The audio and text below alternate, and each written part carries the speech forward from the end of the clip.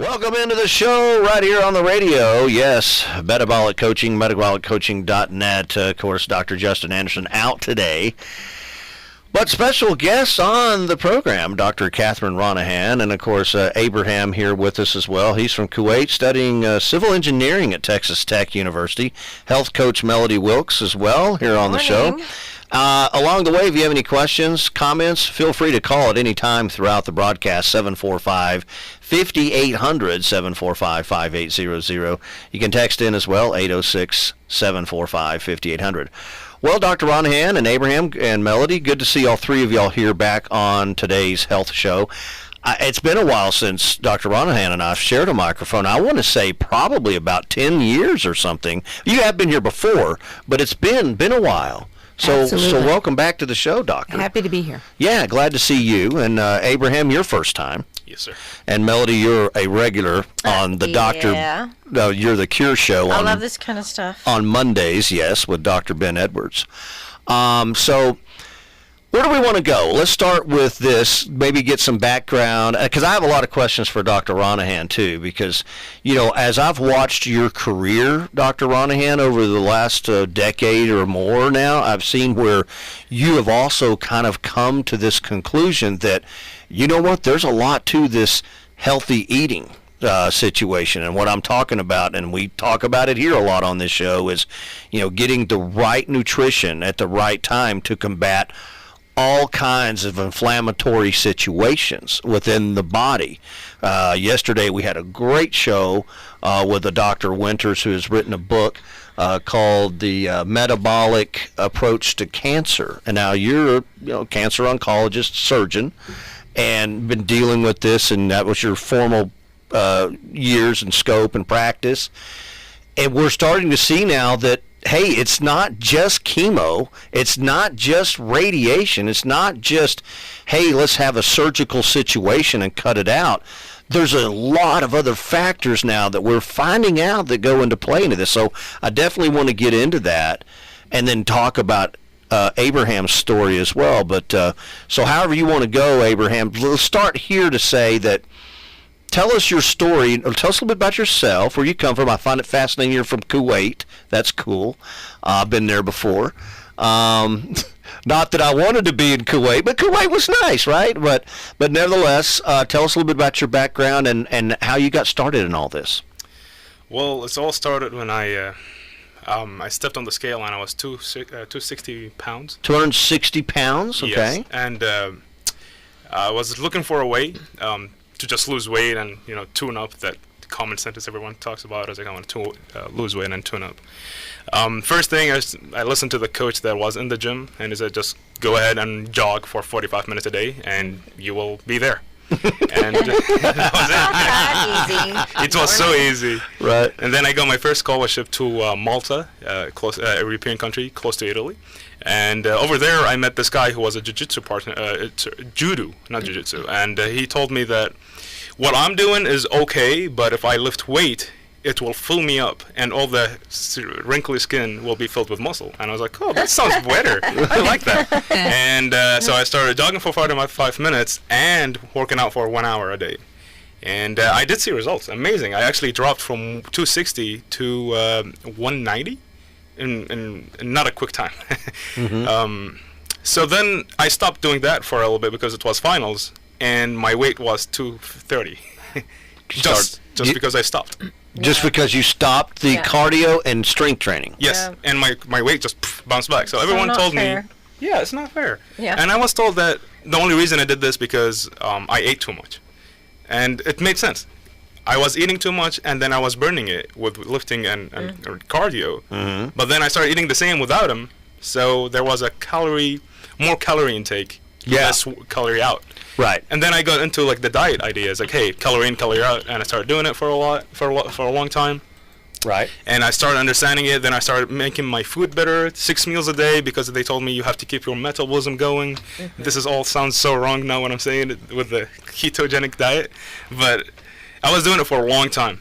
My problem was there was always something missing. If I do cardio, weightlifting, and good eating, I was losing weight. The moment I stopped one of these three, not all of them together, just one of these three, my weight goes back up, and I feel so bad. Just mentally bad, physically bad. I feel like I want to do something, but I can't. Kept reading about it, so I'm gonna skip now a couple of years, and I saw on Snapchat a guy who had the body I wanted, which is not very muscular, just normal, and it was really good shape, and he was eating a lot of junk food. And I asked him, what is going on? And he was like, well, I do this thing called carb backloading. Carb backloading. Yes, I've heard of it. Yeah. Yes, it's written by Joan Kiefer. Okay. It was a diet for people who want to work out and still eat whatever they want. So I started reading about this Joan Kiefer guy, and he was talking about how ketogenic diet is really good, but if you are going to work out so much, you need to eat some carbs to be able to lift these weights. So I started just listening to his podcast, reading his books, and I found out another book he wrote as well before carb backloading. It's called Carb Night, which is you go ketogenic for 6.5 days, and then you eat carbs one day just to replenish the carbs that you went deficient on. Okay. And it sounded really good. It's like, okay, so it's a cheat meal, and you go ketogenic diet.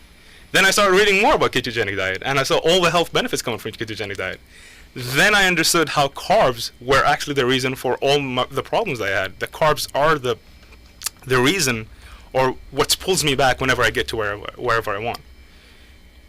Now, this is so far how I got into the ketogenic diet. This is my ketogenic diet. Let's say journey.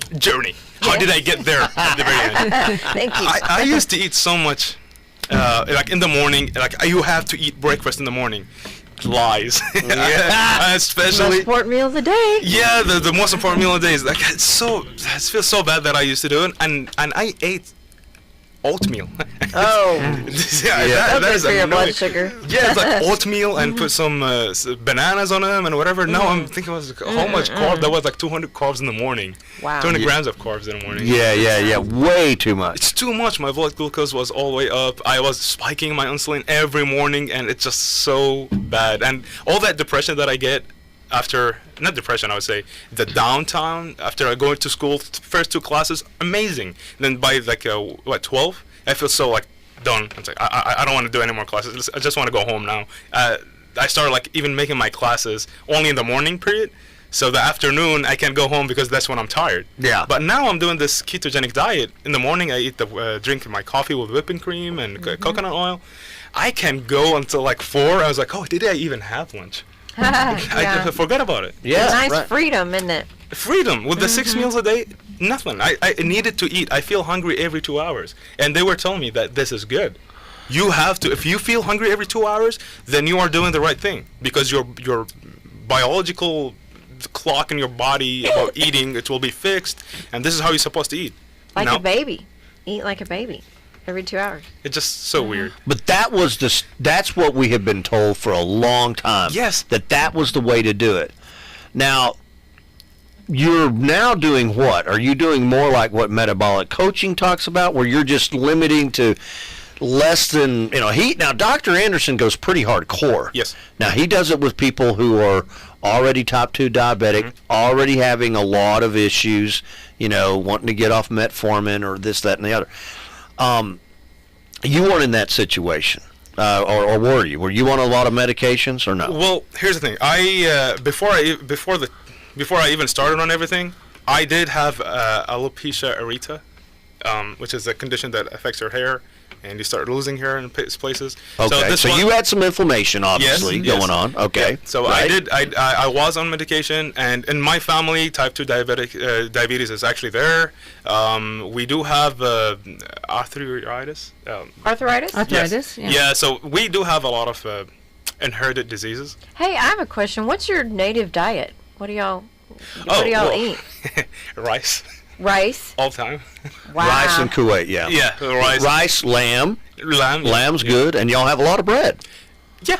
Because when I was cruising around Kuwait, I'm telling you, the bread was fantastic. It smells so good. Yeah, doesn't it? And they do it on the ovens, on the outdoor, and I'd like, hey, pull over, let's get some bread in Kuwait. I mean, literally, it was wonderful. I think it was almond But flour. that bread, again, that's an insulin jacker.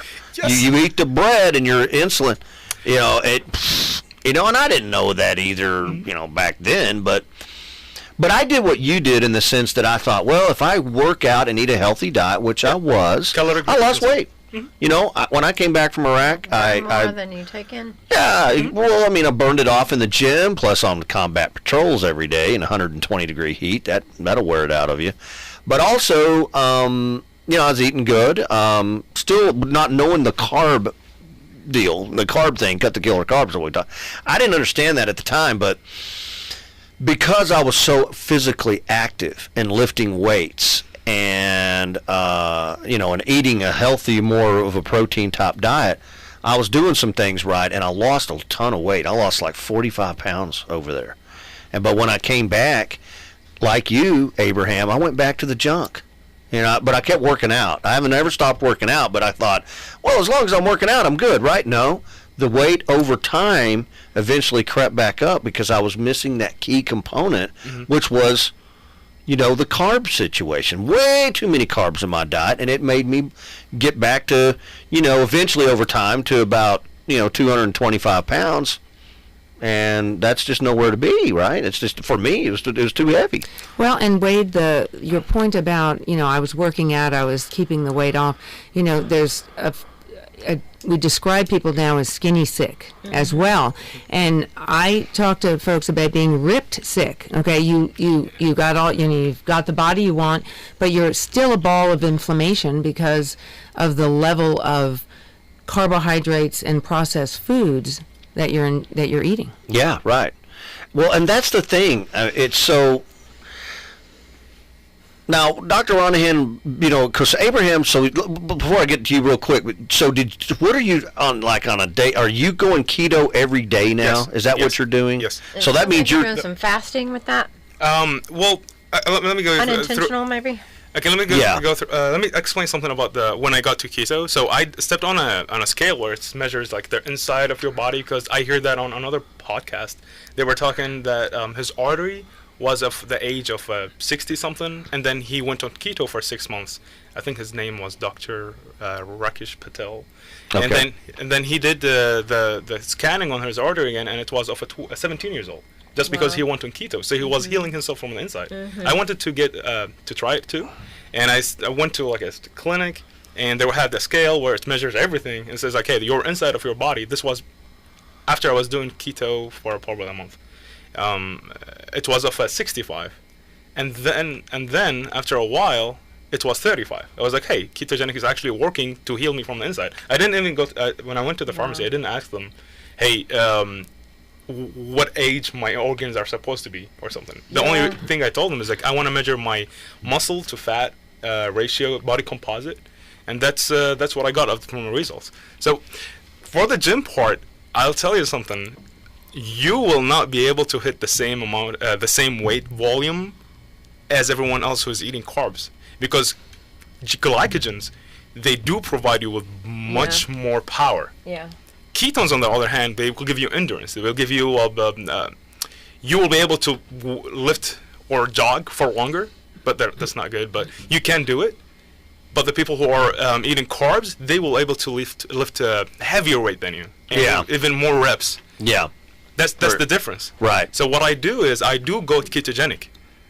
But for me, because I have different goals, and I do also do Jiu Jitsu, and at Pittman's Jiu Jitsu, 34th, I do weightlifting. So what I do, I introduce carbs, but not the sugary, the addictive carbs like Dr. Anderson described them. No, I add rice, a lot of meat, because also protein do spike your insulin, right? Yeah. Yes, Protein. yeah. Yeah. So what I do is one night a week, I go with a lot of rice. Sometimes my brother really likes to cook some pasta. So pasta with lots of meats, but that's only one night a week, just to replenish, because I do want to keep going on jiu-jitsu. I do want to keep going on weightlifting, but I do not want to get the bad side effects that I cannot keep going because I get worn off. When I was on just any normal carb diet, in jiu-jitsu, I never worn off. I sweat a little bit, but I keep going and going and going. But right now with a ketogenic diet, so this is like a downside for it. I sweat so much, and I get worn off. It's like, I'm tired. It's just, I can't go anymore. I'm out of breath. I can feel it. So it does exist being on ketogenic, it makes you actually more tired. But the benefits for losing weight is actually amazing. Yeah, I lose weight more than faster than anyone, and I don't only lose weight, I actually lose fat. It's not the weight. My muscle mass is the same.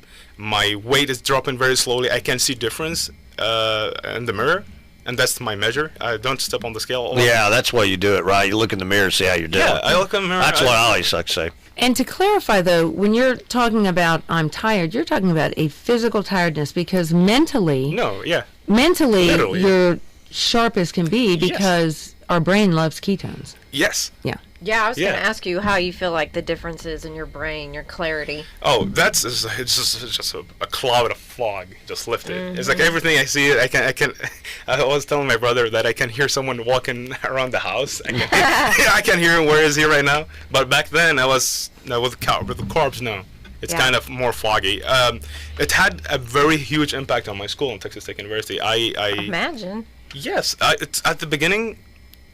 I was feeling tired. I mean, especially when I mentioned earlier, I wanted my classes to be done after 1 because I can't take it anymore. Right now, I can go there, listen, feel.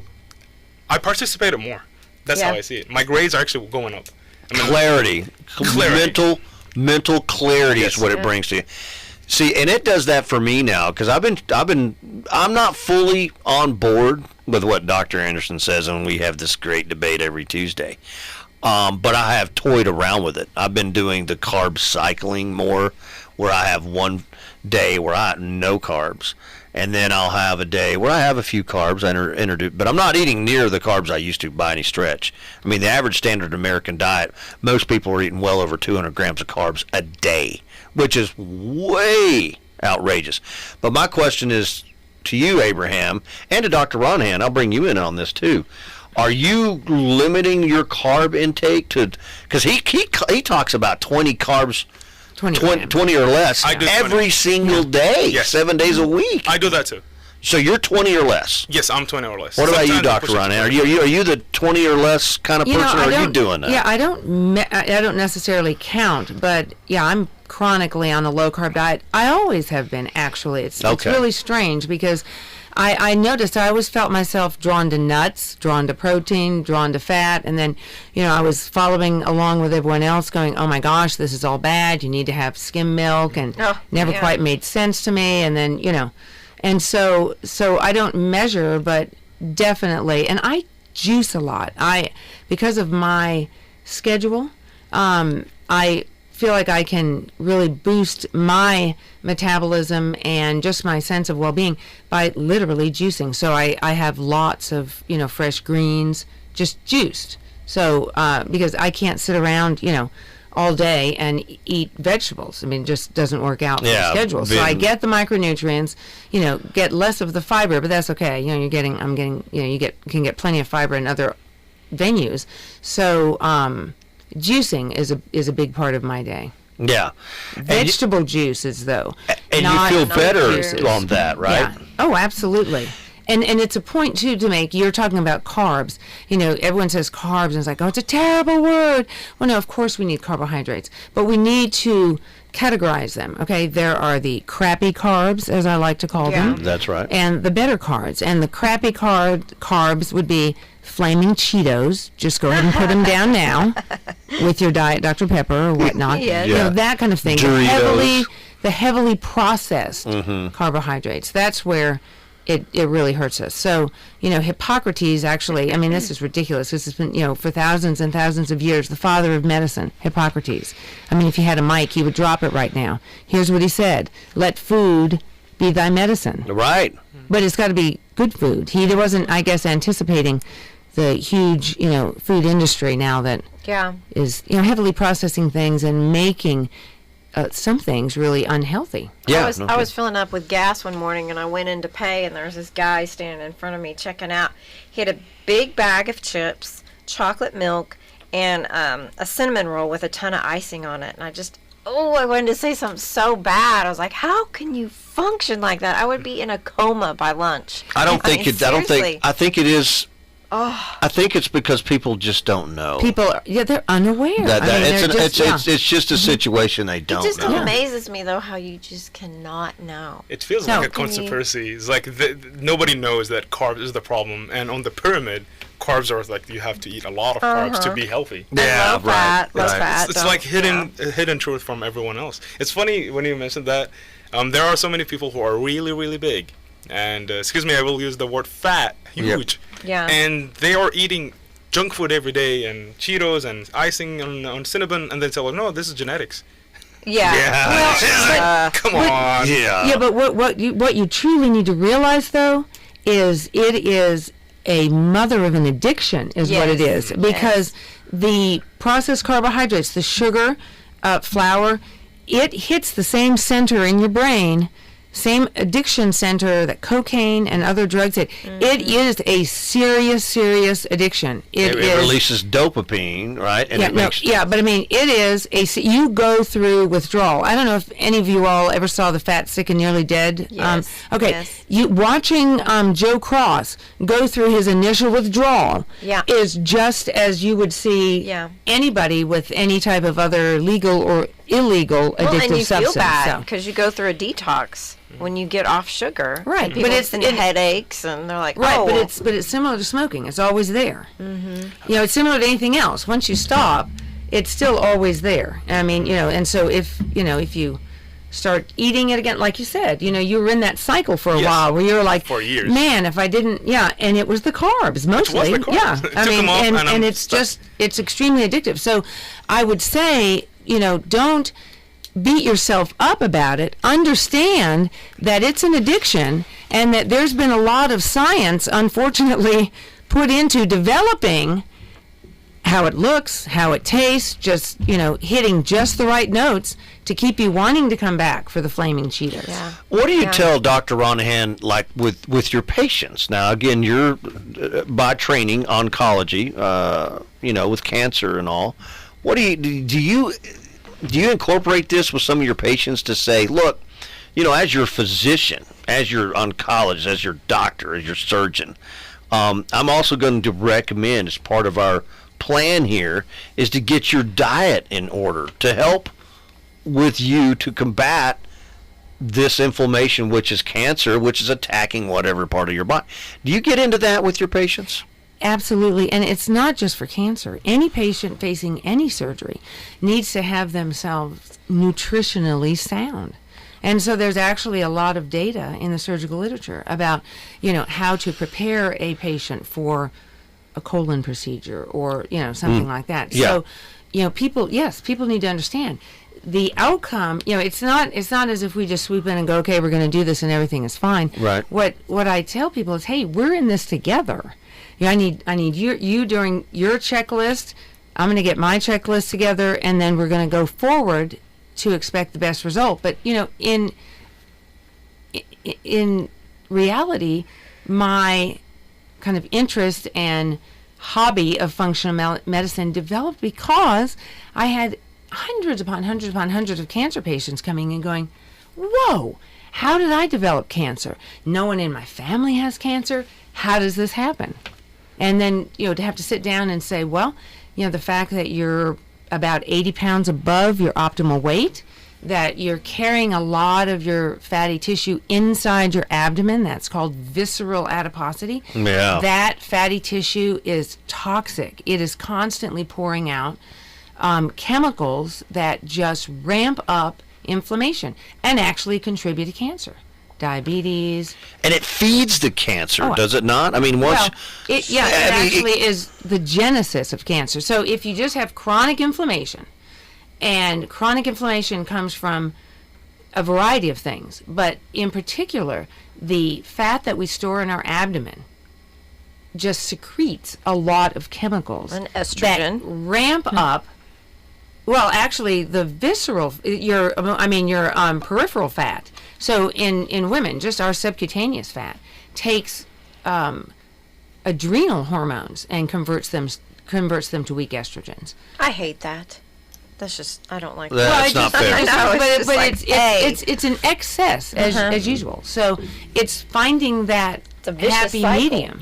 But no, that's absolutely. I mean, because if you look at, So probably 10% max of cancers you can trace to an actual genetic origin. Like there's a bad gene and it's passed down. The vast majority of cancers are what we call epigenetic. It's your genetics, your environment, what you're putting in your body. Right. This perfect storm. And somehow something and it turns it on. Well, or something happening in your immune system where it doesn't catch it. Okay. So. Well, because the immune system is there designed, I mean, again, to tackle these issues. Because isn't it true, doctor, that we all walk around with, cancer stuff in our bodies? It's just that when we're doing the wrong things, we're not eating the right foods, we're slamming the Doritos down, horrible diets, if you will. And then all of a sudden, we start to get some inflammation here, inflammation there, and then all of a sudden, these cancer cells can turn on and just go hog wild. So it's even right. I mean, but think of it as a little, even a little different than that. So our cells are constantly dividing, and then after a period of time die, like follow a red blood cell around, lives for an average of 120 days. Okay, so cells are constantly being replenished, otherwise we wouldn't be here, correct? So it's, when you think of cancer, you think of it as a regular cell that made a mistake sometime along the way. And in the dividing process, or, so as one cell dies off and another one, is dividing continues. Right. So basically, there's a lot of safety measures along the way. So if the cell goes, oh no, this is a mistake, it auto kills itself or whatever.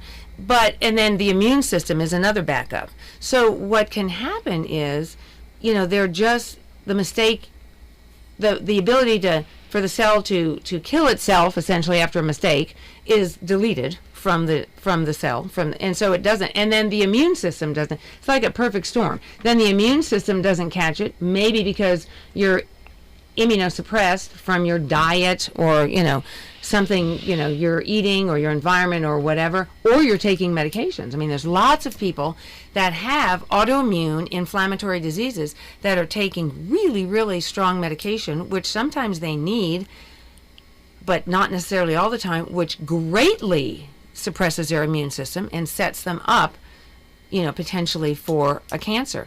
I don't know if you guys have ever spoken about this, but this would be something worth visiting about another time. There's an internal medicine physician by the name of Terry Wahls, W-A-H-L-S, and everybody should look at the Wahls protocol.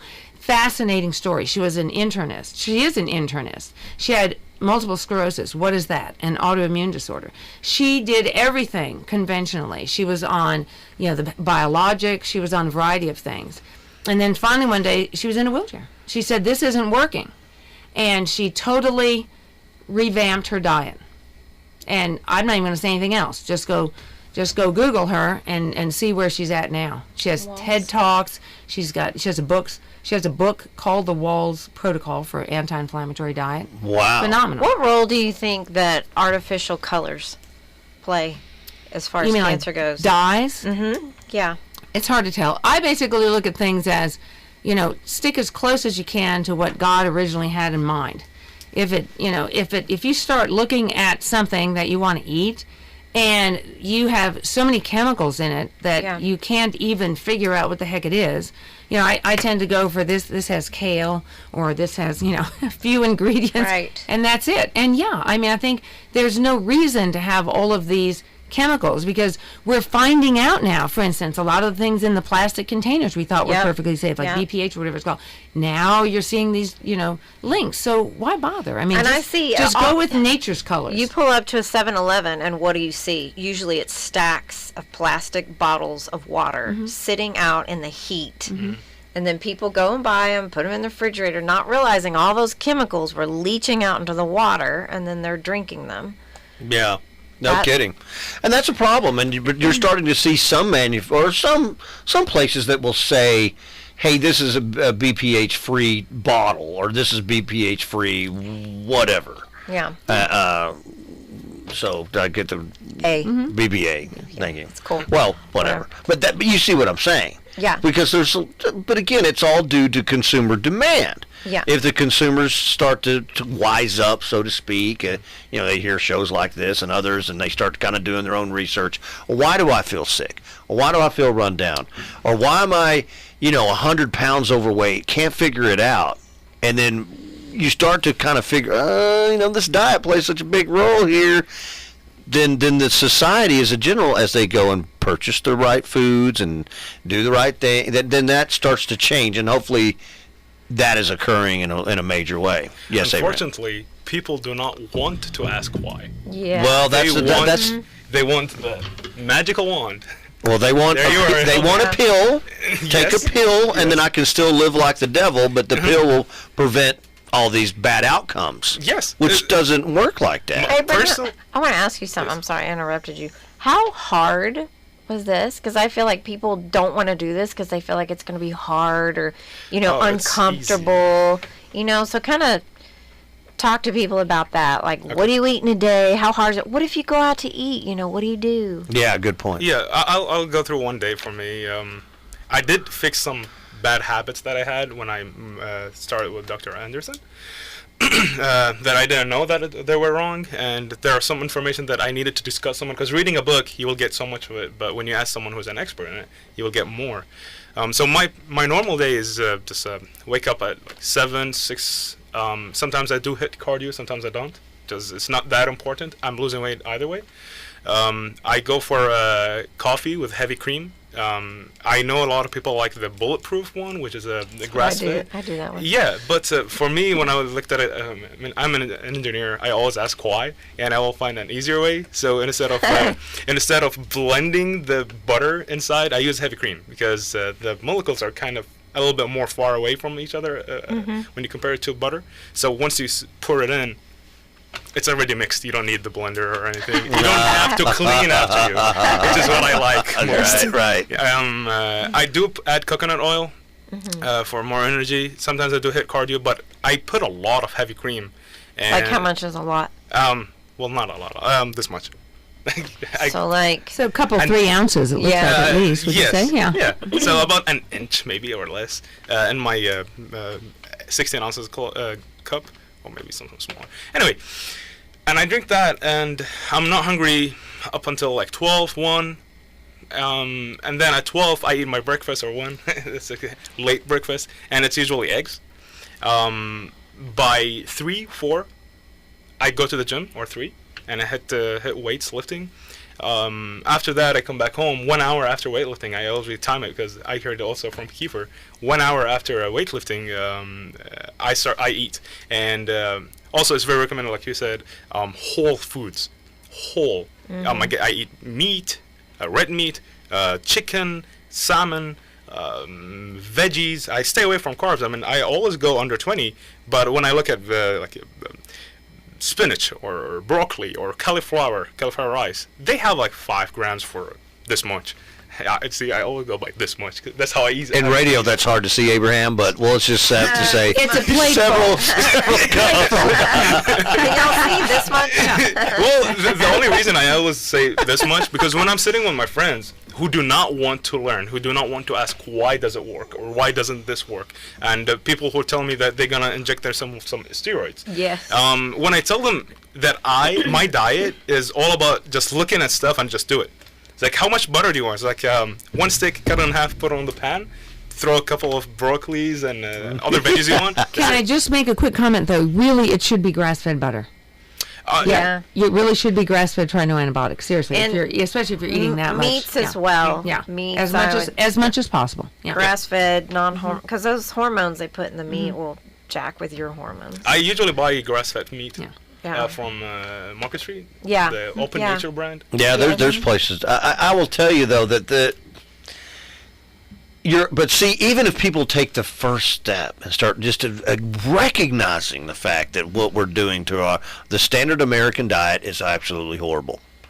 I saw a study last week, and we talked about this, I believe, last week on the show, but it bears repeating, that the CDC came out with a number last week.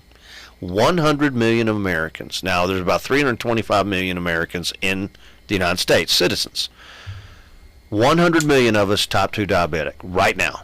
Now, And then I see this study last night saying that pediatrics and pediatricians are being put on notice because all these kids, one out of every 6 kids, type 2 diabetic. What's going on? And they're saying, well, they've got to do more testing, and they got to check blood pressure, and they got to do and no one talks about the diet. Hey, look at their or more importantly, look at the parents. Look at the home situation. Kids are going to eat what they're fed at home. Right. And for crying out loud, as you said, look at the school lunches. They're Holy cow. Disgusting. No, They're absolutely disgusting. Because I go to nutrition school, and so you'll see a comparison between like what kids in Italy eat and what our kids eat. Those kids are getting like meat and vegetables, fruit, and then our kids are getting like... And a little wine. I'm just kidding. Just kidding. Little Dino. That's Italy. But though our kids are getting like nasty pizza with maybe a side of either like waffle fries or potatoes or just... Potatoes, which jack your insulin worse than straight sugar. Well, and what's sad is, unbelievable. I absolutely won't let my kids eat school lunches. But even if there is a stray random apple, kids throw them away. They just throw them away. And milk, they're giving them milk, even white milk, chocolate milk, whatever. It's just, it's all That's sugar. all sugar, yeah. And then teachers reward students with what? Candy. They throw candy at them to practice for the STAR test. I'm just like, oh my gosh, it's so frustrating. And I'm just really like, girls, nasty. don't eat it. Just don't eat it. And my kids get almost like ridiculed because they'll have like, one of my daughters loves to snack on like red peppers of all things. Or if we go hunting and I shoot wild game, what the heck are you eating? That's so weird. I'm like, they're like, are you eating birds, dove? What is that? Oh yeah. And even a lot of these kids will be like, well, I'm not fat. I can eat this. And it's like, yeah, but what do your cells look like? Yeah, that's where the issue comes in. Just because it doesn't necessarily mean that if you're not morbidly obese that everything's hunky-dory on the inside. Not so fast. Yeah. Hey, we need to take a quick break. We'll come right back. And, of course, we're continuing on. Of course, Dr. Catherine Ronaghan here on the program, Abraham as well. We're talking about cut the killer carbs, getting back on track with good diet and getting your situation cleaned up. Of course, Melody Wilkes, health coach, as well here on the show. Stick around. We'll be right back with more. Mm-hmm. Yeah, I know what yeah, I'm doing. Yeah, you have about an hour. Yeah, so in that hour is when I'm cooking. And then when I'm done, I just eat it. Right. The preparation happens in the grocery store. I buy everything I want, and I have it in the fridge, ready to be cooked. So you do have some planning in there. Once a week or once a month. Yeah, and I like to hear that you didn't microwave anything because microwave just destroys the nutrients in food. I try to avoid microwaving. Even when I heat up stuff, I've tried to get out of the habit of heating up stuff in the microwave. I just, put it in a pot, maybe with a little bit of water or butter to kind of revive it and heat it up and eat it that way. I know my family's like, oh, can't we just put it in the microwave? I'm like, don't put it in the microwave.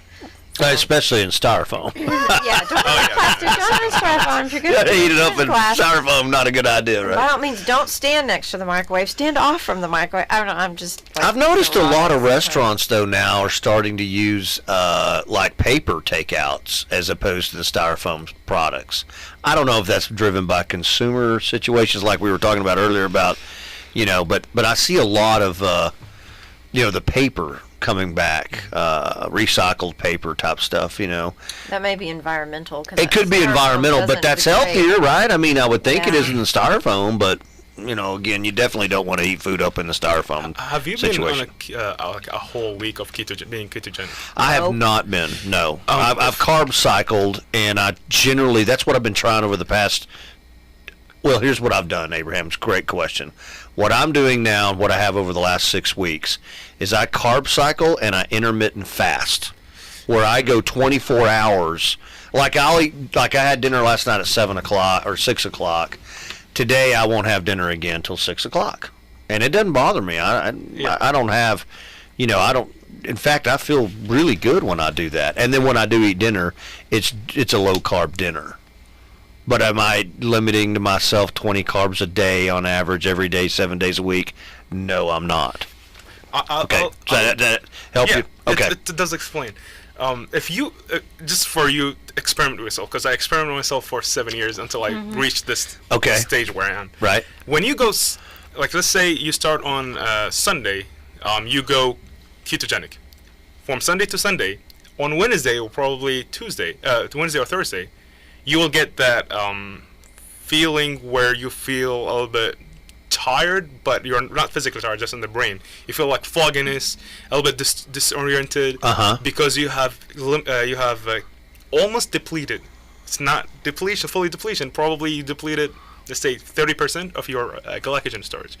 So when you start depleting those, you'll feel that keto kick in, hangover. So you'll feel disoriented a little bit, and I did feel a lot at the beginning of my ketogenic journey. What Kiefer says in the carb backloading, which you might really like, he finds intermittent fasting misguided diet. He only improved on it, and he made it a little bit better. I'll explain it to you in a second, but I'll say one more thing before I explain that one. He also mentioned this in an interview or a podcast. He said human body, or think of it as a bell, a big massive bell, and when you go on a diet for so long, your body will get used to it. Just used to it. You can't. I mean, once you start changing things, you will start seeing change. Especially when tell you, hey, let's go on a pineapple or mango diet. The moment you start that diet, you will see change. You'll lose weight. You'll probably look different. You'll feel energized a little bit because you changed. So it's just like a bell. It's when you ring the bell, when you hit it really hard, what happens? It's gonna shake, and it's gonna make that sound. But in a while, after that diet settles in, it's gonna stop ringing. This is exactly what happens for people who do ketogenic diet. This is why I introduce carbs once a week, because I go on a ketogenic diet. I deplete my glycogen storage by doing HIIT cardio and weightlifting and Jiu Jitsu. But at the end, if I go like for 2 months like this, I will get used to it. So Kiefer says introduce carbs once a week. Gotta shock your body a little bit. Shock your body. Make your body just a little bit confused. Right. And also the introduction of the surge of insulin into your body will. But insulin is a hormone, right? Yeah. And it's gonna make a lot of changes and repair a lot of tissues that you destroyed while doing the weightlifting and everything else. So carb backloading might be what you are looking for, but you don't know about it. Carb backloading is going ketogenic through the day, and then eat carbs at night. But now see here, Abraham, and I listen to your story, but I also say to you, you do intermittent fast. You do it. Kind of. Well, kind of, because if you don't eat a breakfast, if you kind of drinking that coffee. That coffee has 400 calories, or maybe. It's a bulletproof deal, right? But if you drink black coffee, that's fasting, because there are no calories. The only thing you're intaking is the beans that makes you a little bit less hungry, because it's like suppressing. Yeah, I drink a cup of coffee like I did a while ago, just one. Yeah. And I'm fasting right now. Yes. And I won't eat till tonight dinner. If you add butter or a coconut oil like I do, you broke your fast. Not a true fast. That's not fasting anymore. Yeah. So that's what I do. I mean, the only reason I add an inch to my coffee is because I want the coffee beans to suppress my hunger. Also, the fat will suppress my hunger as well. It helps your brain, too. And the coconut oil is what actually really helps the brain. Coconut oil, that instant production. But you never incorporated anything like fasting in the sense of 24-hour, 40. I did. It's horrible. It's horrible. It's horrible. Yeah. It's almost like the principle of jogging for 45 minutes. What is chasing you? Why are you running for 45 minutes? But you didn't like it. It was rough. If you jog for 45 minutes, your body is in a state where he is being chased by a predator. He is not the predator anymore. But humans, we are predators. We are actually the king of the jungle, not the lion, because we can hunt it. We have it in zoos. But there's other benefits to fasting, right, Dr. Ronaghan? No, well, absolutely. We're not meant to, eat constantly. We even see that in the hospital. We cycle feeds. Think about cavemen. They weren't running around. They were intermittently fasting. Yeah, they couldn't run to McDonald's, right? And so we're still way more like cavemen than not. I mean, genetically, So of course, I mean, and it's this notion that, you know, you eat when you're actually in tune with your body, and you're eating when your body says, hey, I need something, not just, oh, I'm just flooded with, I drive down the street and I've got Dunkin' Donuts and I've got, you know, everything, and I don't even have to get out of the car. Yeah. I can just whip through and, you know, pick something up. And so then you have to ask, what is prompting you to eat? And that's I think the root of a lot of our problems here in the US and the world. We don't even know why we're eating. See, Abraham he can tell his body, he's got him, you know, he is listening to his body. Like you said, I don't see meat, I don't see food, I don't see a steak, I see protein, I see some fiber, I see fat. And he's getting what he needs, but he's getting it in a tasty way you enjoy. It tastes so good. I'll tell you. Even my coffee tastes so good. I found Turani sugar-free. It's like syrup. You just add it to coffee. It's a coffee syrup. It's like chocolate, vanilla, caramel. And it's sugar-free. It does have some, let's say, do not use elements that Dr. Justin Anderson mentioned. Like, do not use this kind of sweetener. Yeah. But sometimes you want to taste the... It's not aspartame, is it? It's not aspartame. No, it's xylitol. Aspartame is only Xylitol. But when I started, I did not just find this diet or someone tell me about it. I did read a lot. Yeah. Until I got there. I mean, I found Dr. Anderson by reading so much, and I was like, okay, maybe someone is doing it here. And then Dr. Anderson at that group was like, oh, right. Okay, so I have some questions that the article did not answer. So I will ask you something. That's what I said to what I asked Dr. Anderson. I was like, I'm not a diabetic that I'm looking for you to monitor me. What I'm looking for a person to ask, and I can rely and trust. And it was him. And I did text him, like, hey, what do you think about this? So xylitol, if you are eating carbs, that's when xylitol actually kicks in. Because bread in Kuwait, I used to be, when I smell bread, I can feel my insulin spiking. I feel like the saliva going on. I was like, I'm eating that right now, but it's over there. The smell of bread spikes insulin. And actually, it was medically proven, by the way. There are people, very, very obese people, will actually not spike. That's like Pavlov's dogs. You look it up online. Yeah, there are some studies where smell of sugars and oh my gosh. I did a test on my brothers. They're younger than me. There's a candle where the smell scented candles. Yeah. There's one called cappuccino caramel something. Yeah. When you light it out, it smells like sugar. Oh it's my like gosh. your entire house sells sugar. So my brother, gosh. every time he smells it, it was like, oh, I need to eat some candy or something or some cake. Just the smell spikes your insulin. That's awesome. Wow.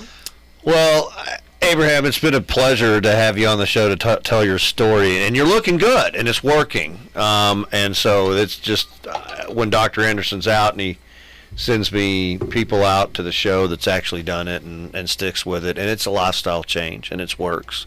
And that's what we need to look at is the lifestyle change. It's not a diet. It's you're changing the way you eat. It's because if you start going down the path of, well, it's a diet, then you'll never stick with it. You know, people, like you said, diets fail you. Yeah. It's lifestyle changes that we're talking about. But mind if I add something to that one? Stop. Go ahead. I'm sorry. There is this guy on YouTube once said, if you're on a diet, you can be off a diet. Yeah. So if you're on a diet, you're losing weight. When you're off, you're gaining it back. You gain it right back. So that just doesn't. It's not. It's like a switch. It's the yo-yo dieting up and down. Yeah. That's really a bad situation. So, no, and again, I that's what we do. That's what we're here about, is to educate those folks out there. Had a guy tell me the other day that he didn't sign up for metabolic coaching, but he said I started implementing the principles of what you guys talk about on the Tuesday show, and of course went to the website. There's a lot of information at the website. Mm-hmm. It's only $25 if you want Dr. Anderson. $25 a month if you want Dr. Anderson's email and all that kind of stuff. That's fine. Mm-hmm. I mean, it's really not expensive at all. But you can learn it just going to the website free. I mean, the guy's putting it out free. I mean, you know. Do you use his sleeping things? Yeah. Yeah. I use them when I sign up. I stopped using them, but they're fun. Yeah. The breathing the exercise is my hypnosis favorite part. Yeah. Yeah, Mm-hmm. yeah. And so, no, it's all good. And like I said, I enjoy your story there, Abraham, and appreciate you being with us on the show today, telling that story. Dr.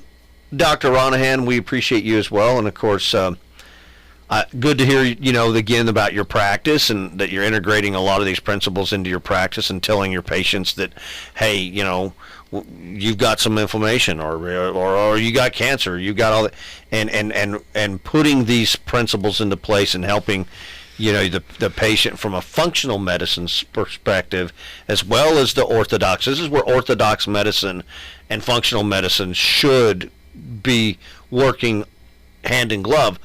We're not there yet nationally, but we're getting closer, and that's good. Yeah, definitely making progress. Yeah, definitely. And that's what we need to do. I mean, that's what we need to do, so no doubt about it. But thanks so much, guys. We appreciate it, and look forward to having y'all back real soon. Melody Wilkes, health coach, thank you as well for sitting in on today's program. Have a wonderful rest of the week. Stick around now. Unconfused coming up next right here on AM 580.